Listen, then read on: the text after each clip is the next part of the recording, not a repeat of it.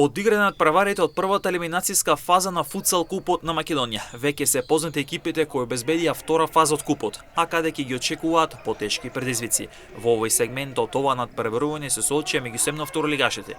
Тимот на Фудбал Старс од Кочани однесе најубедлива победа, откако на домашен терен со 9-3 го декласираше составот на Партизаниот од Брвеница. За тимот на Фудбал Старс стрелци беа Драган Трајчов и Христијан Крстов со по 2 погодици, а пак по 1 гол постигна Славчо Иванов, Давид Тренчев, Јовица Евтимов, Борчо Петров и Драган Гаврилов. За гостинската екипа 2 пати погоди искусниот Даниел Радевски, а еднаш Марко Спироски.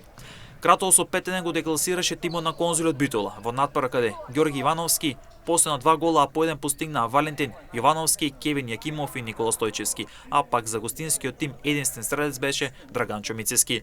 Висока победа имаше и тимот на Кршјако, откако со 1-8 го доби Карадаку, а пак Овче поле на домашен терен во Свети Николе беше декласиран од ланскиот прволигаш Црна Река со резултатот 1-6.